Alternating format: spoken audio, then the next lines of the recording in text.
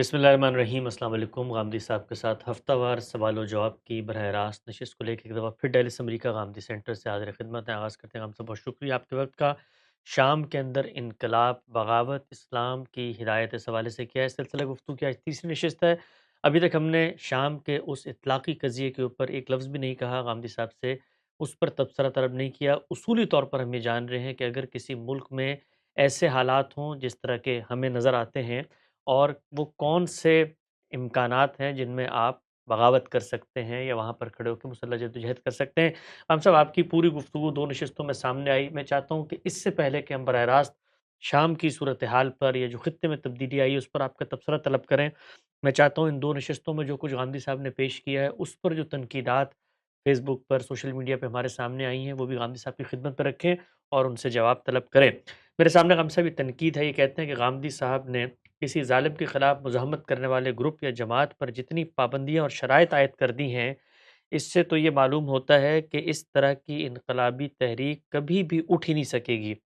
اور غامدی صاحب نے در حقیقت انقلاب اور تبدیلی لانے والوں پر اتنا پریشر جمع کر دیا ہے کہ ظالم پھر ہمیشہ ظلم کرتا رہے گا، اور تبدیلی لانے والے پہلے ان شرائط کو پورا کرنے کی کوشش کریں گے، اس کے بعد کچھ ہو سکتا ہے۔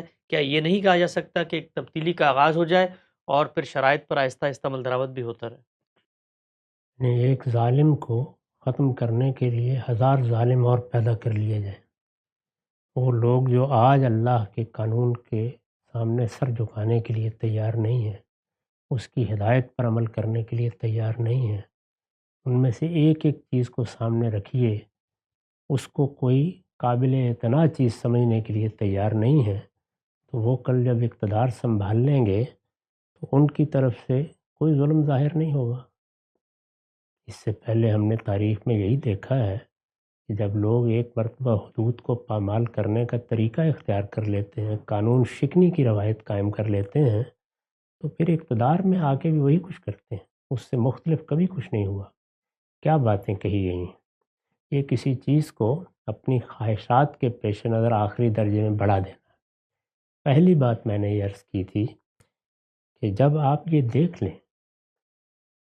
ایسی حکومت قائم ہے جو حکومت بھی استبدادی ہے، یعنی اسے لوگوں کی رائے سے نہ تبدیل کیا جا سکتا ہے، نہ لوگوں کی رائے کی اس کو اپنے نظم حکومت کو چلانے میں کوئی پرواہ ہے، اور نہ لوگوں کی رائے کی بنیاد پر اس کا احتساب ممکن ہے۔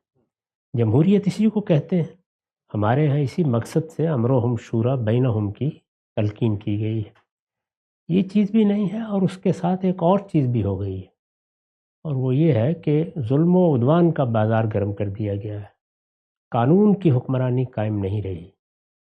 بادشاہ سلامت بھی اس کی پرواہ نہیں کرتے کہ کوئی قانون ہے، کوئی قاعدہ ہے۔ میں نے یہ عرض کیا تھا کہ ہمارے ہاں اور اسی طرح چنگیز خان کی اولاد میں، اسی طرح سے رومن امپائر میں قانون کی حکمرانی قائم رہی ہے۔ اس سے انحراف ہوا ہے بہت سی جگہوں پر، وہ جمہوریت میں بھی ہوتا ہے، لیکن بحیثیت مجموعی بادشاہتیں قانون سے بے پرواہ نہیں ہو سکیں۔ ہمارے قاضی حضرات، ہمارا عدلیہ کا نظام ان کا احتساب بھی کرتا رہا ہے، اور مختلف موقعوں پر بڑے بڑے باجبروت بادشاہوں کو قانون کے سامنے جھکنا بھی پڑا ہے۔ تو قانون کی حکمرانی بھی ختم ہو گئی ہے، اس کے بعد آپ کو حق حاصل ہو جاتا ہے۔ پہلی بات تھی۔ مجھے یہ بتائیے کہ اگر عدل و انصاف قائم ہے، قانون کے مطابق معاملات ہو رہے ہیں، کون سا عاقل آدمی ہے جو یہ کہے گا کہ اب محض اس مقصد کے لیے کہ لوگوں کا حق بحال ہو جائے، کچھ لوگوں کی جان مال آبرو کو خطرے میں ڈال دیں؟ اس میں نے یہ عرض کیا تھا کہ قوم کی تربیت کریں، جو مواقع میسر ہوں ان میں جمہوری اقدار کا شعور پیدا کریں۔ اس وقت اللہ تعالیٰ نے اس کے لیے بہت سے مواقع پیدا کر دیے ہیں۔ عالمی سطح پر جمہوریت کے حق میں ایک فکری تبدیلی آ چکی ہے۔ بہت سے ملکوں میں جا کے آپ اپنا نقطہ نظر بیان کر سکتے ہیں۔ ایسے اسباب پیدا ہو گئے ہیں کہ آپ کہیں بھی بیٹھے ہوئے ہوں تو اپنی بات اپنی قوم تک بھی پہنچا سکتے ہیں۔ اس پر پابندیاں لگانا، رکاوٹیں کھڑا کرنا مشکل ہو گیا ہے۔ تو یہ سارے طریقے اختیار کر کے اپنی قوم کے اندر اس کا ذوق پیدا کریں۔ جو لوگ حکومت کر رہے ہیں ان کو بھی توجہ دلائیں۔ اس وقت بھی آپ یہ دیکھیے کہ 10-15 ممالک ہیں مسلمانوں ہی کے، جن میں بادشاہتیں اور کافی سخت قسم کی استبدادی حکومتیں موجود ہیں، تو ان میں لوگوں کا یہ حق ہے۔ تاہم قانون کی حکمرانی اگر قائم ہے تو پھر کسی کا یہ کام نہیں ہے کہ وہ آگے بڑھ کر نظم و نسق کو درہم برہم کر دے، لوگوں کی جان مال آبرو کو خطرے میں ڈالے۔ اس کے پھر اسباب اللہ تعالیٰ پیدا کرتا ہے اور اسی کے لیے اس سے دعا کرنی چاہیے۔ دوسری بات کیا کہی تھی؟ دوسری بات یہ کہی تھی کہ جو آدمی اٹھے اس طرح کے شرائط کے پورا ہونے کے بعد، اس کو ایک متفق علیہ شخص ہونا چاہیے۔ یعنی یہ نہیں ہے کہ 10 12 15 20 22 گروہ بن گئے ہیں اور ان سب نے اپنے اپنے قائد منتخب کر لیے ہیں۔ یہ تو گویا فساد کو دعوت دینا ہے۔ اس کا جو منظر ہم نے افغانستان میں دیکھا تو میں نے عرض کیا تھا کہ اتنے روسی نہیں مارے تھے ان لوگوں نے جتنے بعد میں ایک دوسرے کے لشکری مارے، اور جس طریقے کا کشت و خون ہوا، یہاں تک کہ ہمارے ہاں بھی جو لوگ ان کی سرپرستی کر رہے تھے، خاص طور پر ہماری فوج، انہیں یہ اہتمام کرنا پڑا کہ طالبان کے ذریعے سے ان کے خلاف ایک انقلاب برپا کیا جائے۔ یہ صورتحال پیدا ہوئی۔ تو یہ دوسری بات میں نے عرض کی تھی کہ متفق علیہ آدمی ہونا چاہیے۔ جو لوگ اٹھے ہیں وہ یہ اصرار نہیں کر سکتے کہ اپنے اندر سے ایک بہتر آدمی کو یہ موقع دیں کہ وہ ان کی قیادت کرے، بعد میں دیکھا جائے گا۔ اگر وہاں پہ کوئی اچھا نظام قائم ہو گیا، جمہوریت آ گئی، تو سب کے لیے موقع نکل آئے گا پرامن طریقے سے اقتدار میں آنے کا۔ اس وقت چونکہ لشکر بنانا ہے، مسلح اقدام کرنا ہے، لوگوں کی جان مال آبرو کو خطرے میں ڈالنا ہے، تو اس لیے ضروری ہے کہ ایک متفق علیہ شخص جو آگے بڑھ کر پھر اقتدار سنبھال سکے، اگر اس میں کامیابی حاصل ہو جائے۔ تیسری چیز یہ عرض کی تھی کہ جو لوگ ساتھ ہیں، جو لشکر بنایا گیا ہے، اس کو سموتات کا پابند ہونا چاہیے۔ تو کیا یہ لوگوں کو بتایا جائے کہ نہیں، ایسے لوگوں کا ہجوم لے کے اٹھ کھڑے ہوں جو جہاں جائے چاہے اینٹ مار دیں جا کے، جس آدمی کی چاہے جان لے لیں جا کے، جس کو چاہے رخصت کر دیں؟ یا اس طرح کا ایک ہجوم، اس طرح کے بلوائی اکٹھے کرنے ہیں؟ اس طرح کے بلوائی جو انقلاب برپا کرنے کے لیے سیدنا عثمان پر حملہ آور ہوئے تھے، ہم جانتے ہیں کہ اس کا نتیجہ کیا نکلا تھا، اور مسلمانوں نے پھر صدیوں تک ان کے اس بلوے کے نتائج کو بھگتا ہے۔ اس کی اجازت کیسے دی جا سکتی ہے؟ اور چوتھی اور آخری بات میں نے یہ عرض کی تھی کہ اس کو یہ اہتمام کرنا چاہیے اقدام سے پہلے کہ اگر میرے یہ لشکری کسی جگہ دین کی، قانون کی، اخلاقی اصولوں کی خلاف ورزی کریں گے تو میں ان کو سزا دینے کی پوزیشن میں۔ یہ 4 باتیں بیان کی تھی۔ باقی یہ جو ہے نا انقلاب کی خواہش، جس میں کسی مسیحا کا انتظار ہوتا ہے اور جس میں لوگ بہت اطمینان کے ساتھ بیٹھ کے، میں نے خود سنا ہے برسوں، کہہ دیتے ہیں کہ اصل میں تو کوئی 50-40 ہزار لوگ مارنے کی ضرورت ہے۔ تو اس طرح کے لوگ ذہنی مریض ہوتے ہیں، ان کے حق میں دعا کرنی چاہیے۔ تو بالکل واضح ہو گیا۔ عام طور پر جب یہ کہا جاتا ہے کہ کسی مسیحا کی تلاش ہے، ہمارے ملک کے بارے میں بھی، کہ وہ آ جائے اور 1 لاکھ بندوں کو اگر وہ لٹکا دے تو ہمارا ملک ٹھیک ہو جائے گا، اور سوال پوچھا جائے کہ ان 1 لاکھ میں آپ شامل کیوں نہیں ہوں گے؟ اگر آپ کے ساتھ یہ ظلم جبر ہو تو آگے اس کا کوئی جواب نہیں ہوتا۔ اچھا ہم صاحب، ایک اور چیز جو بڑی متواتر ویڈیو کے نیچے آئی وہ یہ تھی کہ یہ جو کچھ آپ نے 4 چیزیں بتائی ہیں، ان پر عمل درآمد کرنے کے لیے تو آپ کے حساب سے ظالم کے خلاف کھڑے ہونے اور جدوجہد کے لیے عمر نوح درکار ہے، اس لیے کہ یہ شخص کوئی متفق علیہ بنے گا۔ وہ کہتے ہیں بھئی اتفاق کیسے ہوگا؟ نہ کوئی نظم، نہ کوئی چیز، جتھے بنے ہوئے ہیں، اب کچھ کام شروع ہوگا، اس میں ہو سکتا ہے کوئی حوصلہ مند لیڈر، کوئی لشکری اپنی فتوت کا، ہمت کا، بہادری کا سکہ منوائے تو پھر اس کو وہ لیڈر بنا دیں۔ یہ پہلے سے یہ کام کیسے ہوگا سارا کا سارا؟ یہ پہلے سے نہیں ہوتا۔ میں نے عرض کیا تھا نا کہ جد و جہد کیا ہوگی، یعنی آپ کہیں نکلیں گے نا، کہیں جائیں گے، یہ لشکر ایسے ہی تو نہیں بنتے۔ اس وقت بھی جن لشکروں کے آپ کارنامے دیکھ رہے ہیں، انہوں نے یہ اہتمام کیا اس سے پہلے۔ وہ اپنے ملک سے، اپنے شہروں سے نکل کر بعض جگہوں پر اکٹھے ہوئے ہیں پہلے۔ یہ عمل ہو رہا ہوتا ہے، جس وقت یہ عمل ہوتا ہے اسی وقت اس کا اہتمام کرنا چاہیے۔ مثال کے طور پر جب طالبان کی جدوجہد ہو رہی تھی، اس سے پہلے جن کو مجاہدین کہا جاتا تھا، روس کے خلاف لڑ رہے تھے، تو ان لوگوں کو ہماری پشت پناہی حاصل تھی۔ وہ کوئی بھی کارروائی کرنے کے بعد اطمینان سے پاکستان میں آتے تھے، ان کو ہر طرح کی مدد فراہم ہوتی تھی۔ اس وقت کس حکیم نے کہا تھا کہ آپ 15 قسم کی جمعیتیں بنا دیں، ان کے الگ الگ لیڈر ہوں، اور ان میں سے کبھی کسی کے سر پر ہاتھ رکھیں، کبھی کسی کے سر پر ہاتھ رکھیں۔ اس وقت یہ کیوں ممکن نہیں تھا کہ ایک قیادت کا انتخاب کر کے اس کی عبوری حکومت کا اعلان کیا جاتا اور وہ پھر جا کے نظم و نسق سنبھال لیتا؟ آخر میں یہی کرنا پڑا۔ یعنی طالبان پھر ملا عمر کی سیادت و قیادت پر متفق ہوئے، اور اس کے بعد ان لوگوں سے ان کو لڑنے کا موقع دیا گیا۔ یہی صورتحال یہ دوبارہ جب یہ معاملہ ہوا اس وقت بھی برپا کرنی پڑی ہے۔ خود وقت نے یہ بتا دیا ہے کہ اس کے سوا کوئی راستہ نہیں ہوتا، اس کو چھوڑ کر آپ جو طریقہ اختیار کریں گے وہ محض فساد کا ہے۔ تو ہمارے دین کو جمہوریت سے دلچسپی ہے، وہ چاہتا ہے کہ جمہوری اقدار ہوں، اتنی دلچسپی نہیں ہے کہ جان و مال اور آبروئیں اس کی نظر کرتی جائے۔ اگر قانون کی حکمرانی قائم ہے، لوگوں کو عدل میسر آ رہا ہے، تو کسی قسم کا انتشار پیدا نہیں کرنا چاہیے۔ وہاں بات کریں گے، غلط بات پہ تنقید کریں گے، لوگوں کا شعور بہتر کریں گے، جو ذرائع میسر ہوں گے ان میں جد و جہد کے راستے پرامن طریقے سے نکالیں گے۔ لیکن اگر ظلم و عدوان کا بازار گرم ہو جائے، جیسے کہ ہم نے ذکر کیا تھا کہ شام میں ہوا، یعنی اس میں کوئی شک نہیں ہے کہ دونوں پہلی چیزیں پوری ہو گئیں۔ یعنی یہ بھی تھا کہ ایک استبدادی نظم قائم ہو گیا، بعض پارٹی کی ایک خاص طرح کی حکومت قائم ہو گئی، اور اس کا ایک نظریہ بھی تھا، وہ بالکل وہی صورتحال تھی جو آپ کو بعض کمیونسٹ ملکوں میں نظر آتی ہے، اور اس کے ساتھ پھر آہستہ آہستہ وہ ایک استبدادی حکومت بن گئی۔ وہ کیوں بنی، اس کے لیے بھی لوگوں کو جاننا چاہیے کہ اسباب کیا ہوئے۔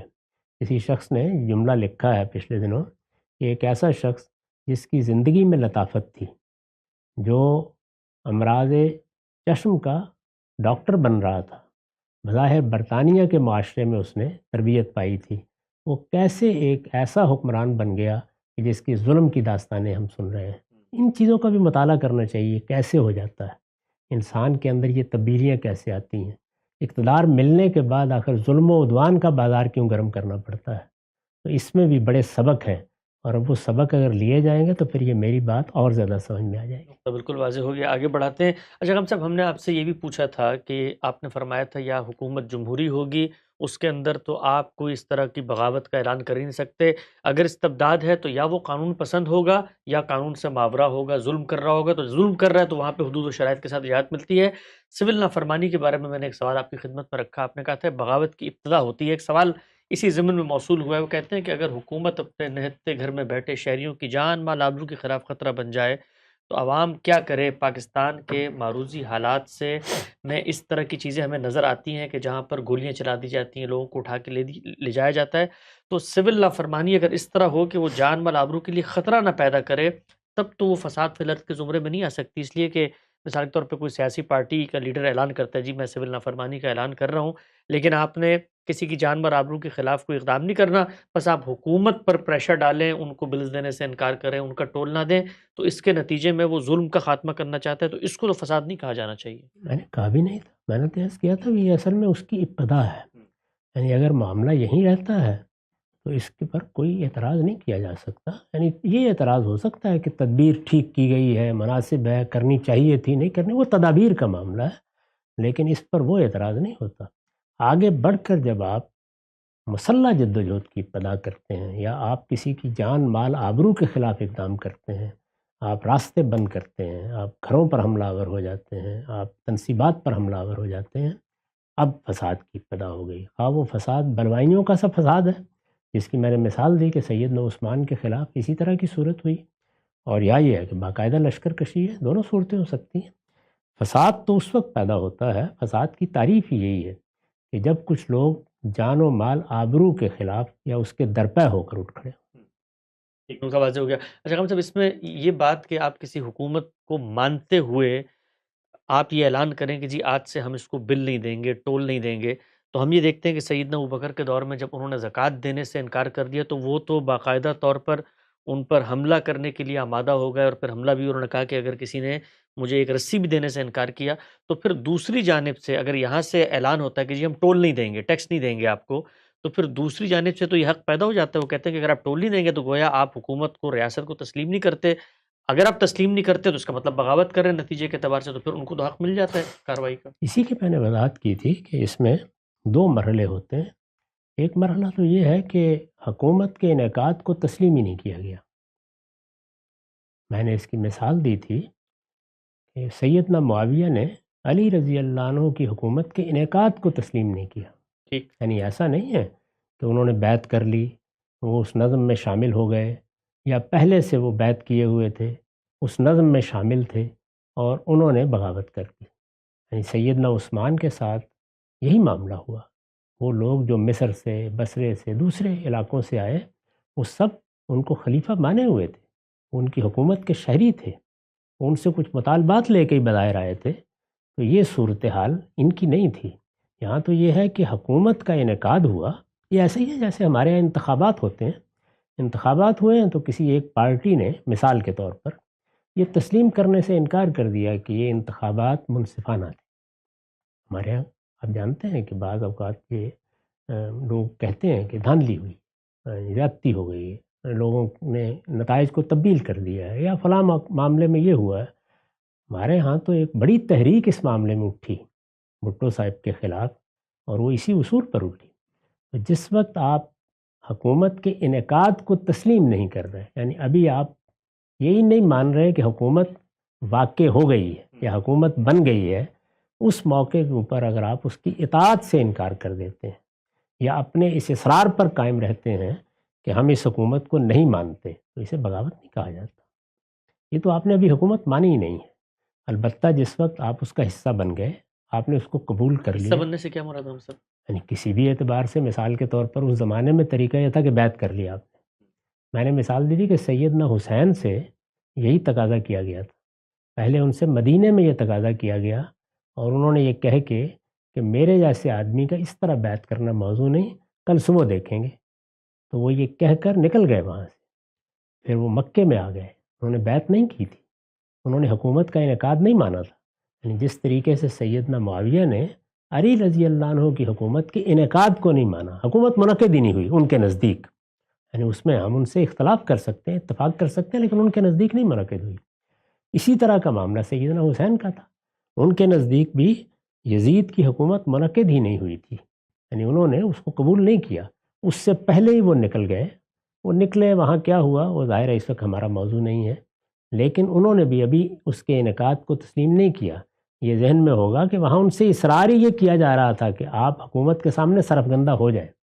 جیسے ہی آپ حکومت کو مان لیتے ہیں، اس کے نظم میں شامل ہو جاتے ہیں، اس کے بعد ظاہر ہے قوانین بالکل اور ہو جاتے ہیں۔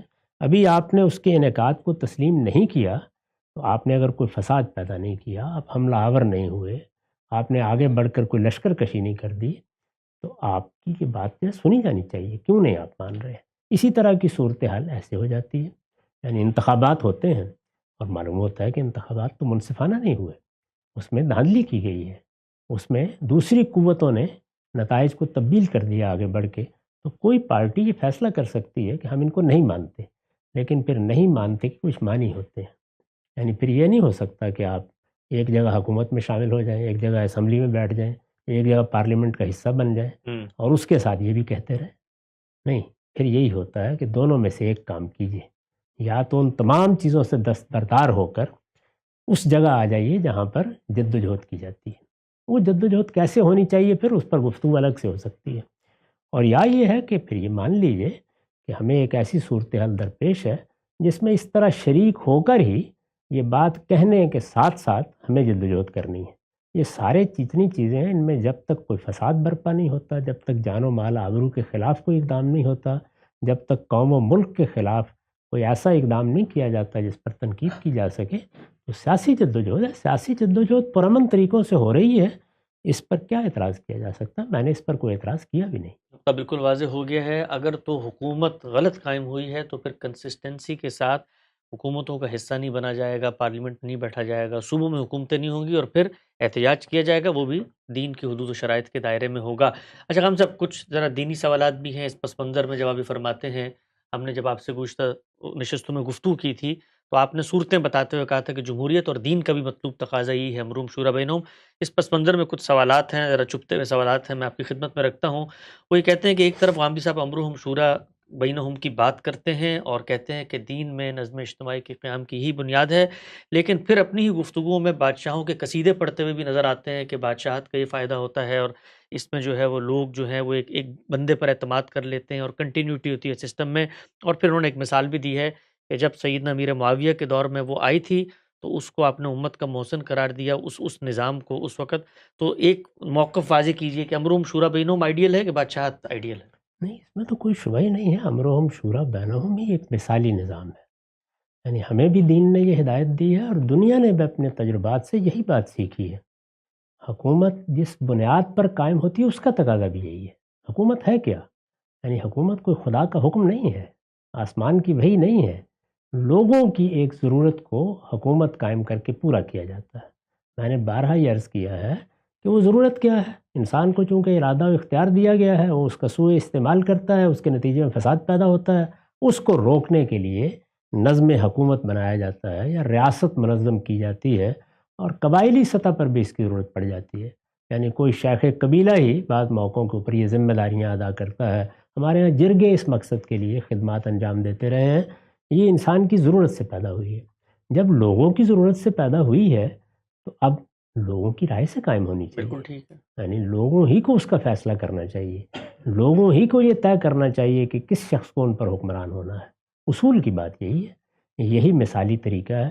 لیکن اگر اس کے لیے ضروری چیزیں میسر نہ ہوں پھر کیا کیا جائے؟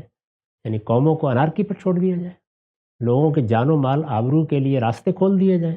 اس وقت کی دستوری حکومتوں میں بھی جب ایمرجنسی کی صورتحال پیدا ہو جاتی ہے تو دساتیر معطل ہوتے ہیں، بہت سی دفعات پر عمل ختم ہو جاتا ہے، ایمرجنسی کے خصوصی قوانین جاری کیے جاتے ہیں۔ کیوں جاری کیے جاتے ہیں؟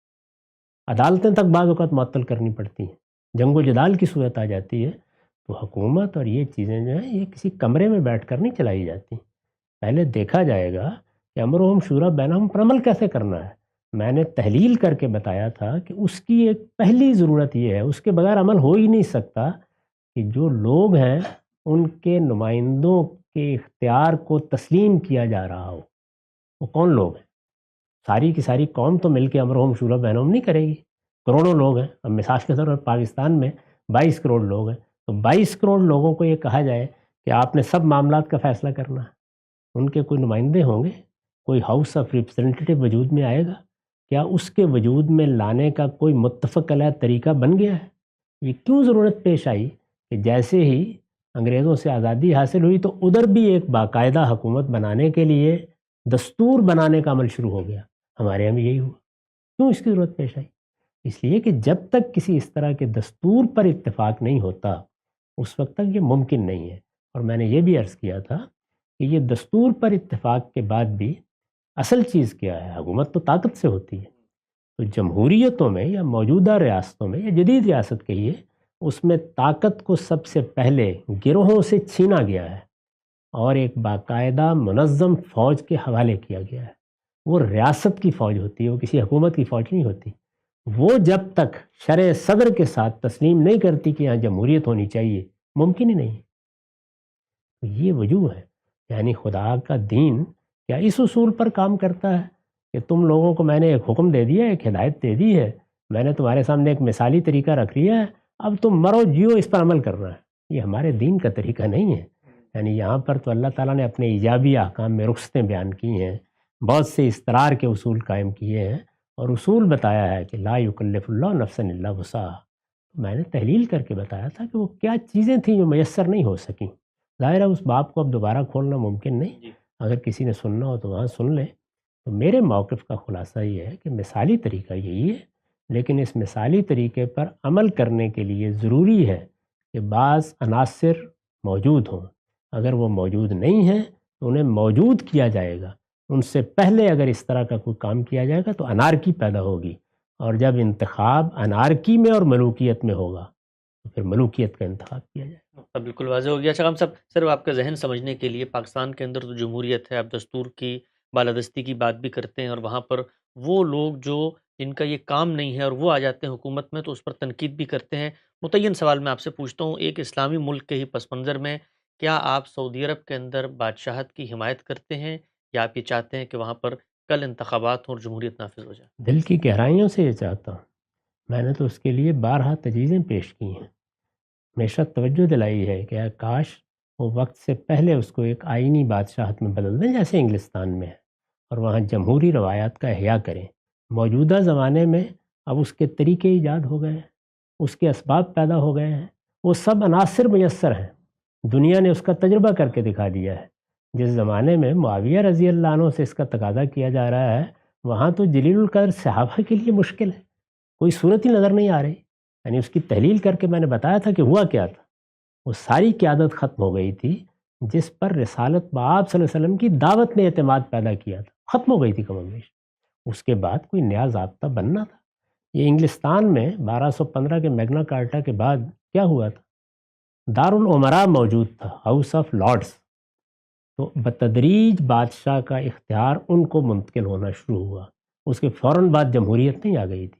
ایک لمبے سفر کے نتیجے میں وہ قوت اور اقتدار آہستہ آہستہ نیچے آتا چلا گیا، یہاں تک کہ وہ ہاؤس آف لارڈس کے پاس بھی نہیں رہا، وہ ہاؤس آف کامنز یا دارالعوام کے پاس آ گیا۔ یہ عمل صدیوں میں ہوا ہے۔ تو ہمارے ہاں یہ ہے نا کہ امرہم شورا بینہم کی تسبیح پڑھ دیں، اس کے بعد جمہوریت قائم ہو جائے گی، ایسے نہیں ہوتا۔ یعنی یہ دنیا ہے، اس کے اندر آپ کو وہ اجزاء فراہم کرنے پڑتے ہیں۔ یہاں پر یہ نہیں ہو سکتا کہ ایک نسخہ ہے وہ آپ نے بیان کر دیا، آپ کو دیکھنا ہے مریض کون ہے، کیسے پلانا ہے، پہلے کون سی دوا دینی ہے۔ تو جمہوریت کے لیے کچھ انگریڈینٹس ہیں، یہ نسخہ ہے، نسخہ تو نسخہ ایک کیمیا ہے، لیکن جو اس کے اجزاء ہیں وہ میسر کرنے پڑیں گے۔ اگر وہ میسر نہیں ہیں تو اب کیا ہے؟ اب انتخاب صرف دو چیزوں میں ہوتا ہے، یا انارکی یا ملوکیت۔ اس میں ملوکیت سب سے بہتر نظام۔ جی بالکل ٹھیک ہے، نقطہ بالکل واضح ہو گیا۔ اچھا خان صاحب، امرہم شورا بینہم کی بات ہوئی، یہ سوال لوگوں کی طرف سے پوچھا گیا ہے کہ سیدنا ابراہیم کو اللہ تعالیٰ نے لوگوں کا امام بنا دیا، اس وقت کے لوگوں سے کیا اللہ تعالیٰ نے یہ کہا تھا کہ مشورہ کر کے ان کو امام بنایا جائے، اور سیدنا ابراہیم کی ذریت کے لیے بھی اللہ تعالیٰ نے امامت کا فیصلہ کر دیا؟ تو اگر اصول دین کا یہ ہے تو اللہ تعالیٰ کو خود اس اصول پر پہلے لوگوں سے عمل درآمد کروانا چاہیے۔ اللہ کا انتخاب تو ہے، تو مشورہ ہونا چاہیے تھا بنی اسرائیل کے درمیان، اس قوم کے درمیان، کہ جی اب یہ ہم مانتے ہیں کہ یہ ایک ہی نسل کی امامت کو ہم قبول کریں گے۔ اس کا کوئی تعلق سیاسی قیادت سے ہے ہی نہیں ہے، یہ تو مذہبی پیشوائی ہے۔ سیدنا ابراہیم قیامت تک کے لیے خدا کی ہدایت کے امام ہیں، وہ ہم سب کے امام ہیں، وہ اس وقت بھی ہمارے امام ہیں، تو قیامت تک رہیں گے۔ اس امامت کی نوعیت بالکل الگ ہے، سیاسی قیادت بالکل ایک الگ چیز ہے۔ اس طرح کی آیتوں سے امامت ثابت کرنے کا کمال جو لوگ صدیوں سے کر رہے ہیں، اس کو صرف داد دینی چاہیے۔ اچھا ہم سے جب ابھی فرماتے ہیں کہ استبدادی حکومت میں ہم یہ فرق کر کے دیکھیں گے، کیا وہ ظلم پر کھڑی ہے یا قانون پر کھڑی ہے؟ پوچھا یہ گیا ہے کہ کیا فریڈم آف اسپیچ کے رائٹ کو نہ ماننا آپ کے نزدیک امن پسندی کی علامت ہے یا ظلم کی علامت ہے؟ اس معاملے میں نہیں مانا جا رہا۔ یعنی ایک یہ چیز ہے کہ استبدادی حکومت ہے، وہ اپنے خلاف کوئی بات کرنے کی آزادی نہیں دے رہی۔ یہی ہوتا ہے عام طور پہ۔ عام طور پر تو یہی ہوتا ہے نا، ایک ہے اپنے خلاف بات کرنا، ایک ہے اپنی کسی بات پر تنقید۔ یعنی آپ سمجھتے ہیں کہ حکومت نے کوئی غلط کام کیا ہے تو وہ تنقید کی آزادی بھی نہیں دے رہی۔ تو اس میں ہمیں یہ بتایا گیا ہے کہ اس طرح کے ظلم میں بھی بعض لوگوں کو صحیح اور حق بات کہنی چاہیے، خواہ اس میں اپنی جان دینی پڑ جائے، اور اس کو سب سے افضل جہاد قرار دیا گیا ہے۔ وہاں ہم وہ طریقہ اختیار کریں گے۔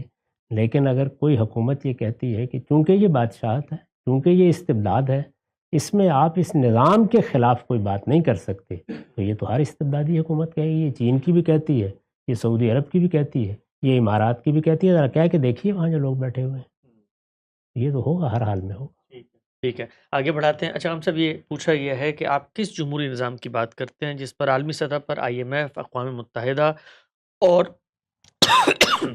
امریکہ کا قبضہ ہے؟